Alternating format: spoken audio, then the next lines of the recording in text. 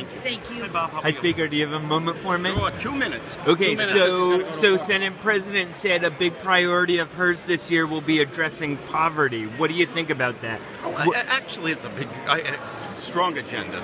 In fact, when you look at in terms of our policies on public education, on so many empowerment issues and job skills training in order to produce better work opportunities for What's folks going to be a is priority important. to you this Well, session I as think far the as continuation addressing? of continuing access to the best public education going forward. Obviously, we did the funding formula, continued discussion, and making sure that there's equity is built into that, because we know that some of the highest needs, I was one of those kids, is really about addressing it through public higher education, really putting a lot of money back into skills training, looking at better ways to do that, as well as considering some. I know that the payday lending is important, and I've pledged at the Interfaith Coalition to look at that issue and try to build consensus, planning some meetings. But it's all those things. Poverty is a debilitating condition that loses the opportunity. And life is about what we do in this place, and what life should be about in the United States of America is an opportunity. And when you're in poverty, it curtails your choices, your options, it curtails opportunity itself. So any and all the above, that we look at these conditions,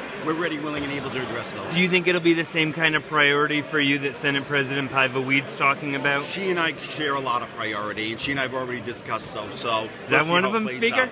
You mean, one of the key things is I'm talking about RIPTA, where people may say, what does RIPTA have to do with poverty? But when you talk about mobility, when you talk about job access, when you talk about quality of life, RIPTA is a great equalizer. So coming up with a better funding mechanism for RIPTA. So that's one of those things I think the average person on the street may say, well, what's that got to do with poverty? But it does. So it's all of those things, and absolutely, Teresa and I share a lot of the same commitments. And I said at the Interfaith Coalition that she's my conscience on a lot of these kind of issues, and we continue to talk and work together. Okay, maybe I can be a little bit of your conscience too, Speaker. Hey, I look forward to talking. You've been in many ways, Bob. You already have been. You've touched me in ways you don't even know you've touched me. I don't know if you can print that.